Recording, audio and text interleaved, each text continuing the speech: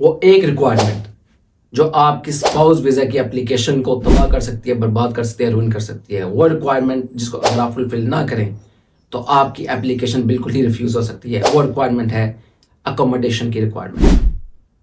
मेरा नाम है खुर्रम अमीर कुरैशी। मैं solicitor of England and Wales. मैं पिछले 15 साल से इमिग्रेशन की प्रैक्टिस कर रहा हूँ और इस दौरान मैंने सैकड़ों अफराद की मदद की है स्पाउस वीज़ा एप्लीकेशन अप्लाई करने में और उनको यहाँ पे वीज़ा दिलवाने में। मैं इस वीडियो में आपको बताऊंगा कि एडुकेट अकोमोडेशन ये रिक्वायरमेंट क्यों सबसे ज़्यादा इंपॉर्टेंट है और ये वो वाहिद रिक्वायरमेंट है जो सबसे ज़्यादा ओवरलुक्ड होती है, जिसको सबसे ज़्यादा नज़रअंदाज किया जाता है। अब ये एडुकेट अकोमोडेशन है क्या? ब्रॉडली स्पीकिंग इसकी 5 रिक्वायरमेंट कह लें, 5 स्टेप्स कह लें, 5 इंग्रेडिएंट्स कह लें, 5 करेक्टरिस्टिक्स कह लें। वो हैं क्या? सबसे पहले ये कि आपके पास एक अकोमोडेशन अवेलेबल है जो कि लीगली है, आप उसको लीगली ऑक्यूपाई करते हैं या ऑन करते हैं। नंबर 2 कि जो प्रॉपर्टी है वो ओवर क्राउडेड नहीं है। नंबर 3 जो आपने बताना है वो इसके अंदर आपने ये बताना है कि एक सेफ है और इसमें टेनेंसी की लॉज की कोई ब्रीच नहीं है।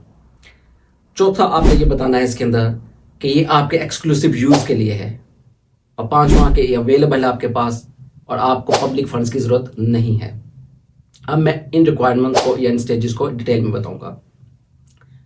तो ये सबसे पहले कि लीगली आप इस प्रॉपर्टी को ऑक्यूपाई करते हैं, तो या तो आप बता सकते हैं कि आप ओनर हैं, आपसे मतलब स्पॉन्सर भी हो सकता है, तो एप्लीकेंट या स्पॉन्सर वो लीगली ओन करते हैं इस प्रॉपर्टी को, या इस प्रॉपर्टी को लीगली ऑक्यूपाई करते हैं। इसका मतलब ये होता है कि या तो टेनेंसी एग्रीमेंट वो प्रोवाइड कर सकते हैं।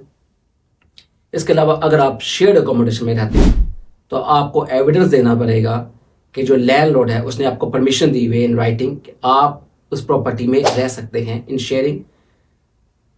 इसमें जो अक्सर क्वेश्चन पूछा जाता है कि फैमिली मेंबर या सिबलिंग्स, तो यस आप उनके साथ भी रह सकते हैं। तो अगर आप पेरेंट्स के साथ रह रहे हैं, बहन भाइयों के साथ रह रहे हैं, तो आप वो भी एविडेंस दे सकते हैं और इस तरफ उनका एक एविडेंस आपको देना पड़ेगा कि यस उनकी परमिशन है कि आप इसमें रह सकते हैं। Number 2 exclusive use. आपने बताना है कि आपके पास कम से कम एक रूम है जो आपके एक्सक्लूसिव यूज़ के लिए है।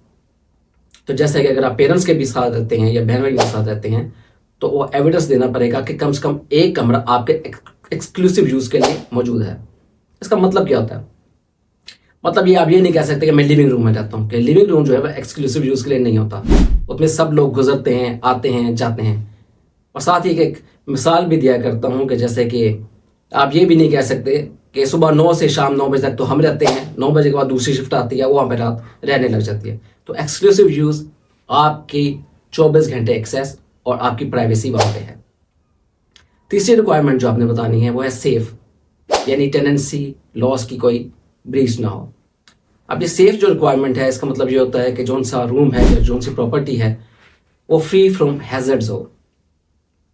जैसे मोल्ड नहीं होनी चाहिए उसमें, या उसमें कोई गैस का प्रॉब्लम नहीं है, इलेक्ट्रिसिटी का प्रॉब्लम नहीं है, कोई लीकेज नहीं हो रही है। तो अक्सर लोग यही कहते हैं कि ठीक है इसमें होम ऑफिस को कैसे पता चलेगा इन चीज़ों का, वाकई नहीं पता चलता। लेकिन आप सोचें अगर ये प्रॉपर्टी आपसे पहले किसी ने ली हुई थी और इस प्रॉपर्टी में प्रॉब्लम थी और उसने कौंसल को ये रिपोर्ट की थी, अब ये कौंसल के रिकॉर्ड में है कि प्रॉपर्टी सेफ नहीं है, और उसके बाद जब आप इसी प्रॉपर्टी का यूज़ करते हैं और होम ऑफिस के अगर रिकॉर्ड में हो कि ये तो प्रॉपर्टी सेफ नहीं है, तो आपकी एप्लीकेशन रिफ्यूज़ हो जाएगी। चौथी रिक्वायरमेंट जो आपने बतानी है वो यही कि ओवर क्राउडेड नहीं होनी चाहिए। इसमें यूके का हाउसिंग एक्ट है, तो इसने ये है कि एक तो प्रॉपर्टी जो रूम है इसका साइज़ बहुत छोटा नहीं होना चाहिए, कम से कम 50 मीटर स्क्वायर फीट इससे कम नहीं होना चाहिए। इसके अलावा ओवर क्राउडेड के जो एक रूल है वो ये है कि एक रूम जो है वो 2 बंदों के लिए है। इस तरह अगर 2 रूम्स इस प्रॉपर्टी में हैं, जैसे अगर आप शेयर्ड अकोमोडेशन में रहते हैं तो 2 रूम्स हैं तो 3 बंदे उस प्रॉपर्टी में रह सकते हैं। 3 रूम्स हों तो 5 बंदे, और अगर 4 रूम्स हों तो 7.5 बंदे।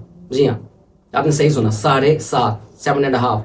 वो कैसे? क्योंकि लॉ के मुताबिक बच्चे 1 साल से लेकर 10 साल तक के जो होते हैं इनको आधा तस्वुर किया जाता है। इसी तरह जो बच्चे अंडर 1 हो उनको काउंट नहीं किया जाता। तो अगर आपका अंडर 1 ईयर चाइल्ड है तो आप वो के साथ एक रूम में रह सकता है। इसके अलावा 5वीं रिक्वायरमेंट जो आपने बतानी है वही कि पब्लिक एक्सेस की ज़रूरत नहीं है। तो आपका जो स्पॉन्सर है और ये नहीं कह सकता कि चूंकि मेरी वाइफ या हस्बैंड आ रहा है तो मुझे एक बड़ा घर चाहिए और इसके लिए वो कौंसल से बेनिफिट के लिए अप्लाई नहीं कर सकता। ये तमाम रिक्वायरमेंट्स बहुत बहुत इंपॉर्टेंट हैं और ये वो रिक्वायरमेंट जो सबसे ज़्यादा ओवरलुक भी होती हैं। अब अक्सर लोग कहते हैं कि एविडेंस हमने क्या देना है, तो इसमें एविडेंस जो है वो आपने रिटन एविडेंस देना है और अगर एविडेंस इंग्लिश में नहीं है तो आपने इंग्लिश में उसकी ट्रांसलेशन प्रोवाइड करनी है, चाहे वो टेनेंसी एग्रीमेंट हो या स्टेटमेंट्स हों फ्रॉम फैमिली मेम्बर्स, पेरेंट्स या ओनर ऑफ द प्रॉपर्टी कि आप उसमें रह सकते हैं और आपके पास एक्सक्लूसिव एक्सेस है एक रूम की। इसके अलावा होता है एक प्रॉपर्टी इंस्पेक्शन रिपोर्ट, अगर आप वो प्रोवाइड करना चाहें तो प्रोवाइड कर सकते हैं। इसकी लीगली रिक्वायरमेंट नहीं है, लेकिन ये कि हेल्प आउट करती है क्योंकि इसमें आ जाता है कि ठीक है एक इंडिपेंडेंट पर्सन ने इंस्पेक्ट किया, प्रॉपर्टी सेफ है, ओवर क्राउडेड नहीं है। बाज़ लोग पूछते हैं सर्वे रिपोर्ट का, बिल्कुल ज़रूरत नहीं है, इंस्पेक्शन रिपोर्ट आ गई, दैट्स मोर देन एनफ।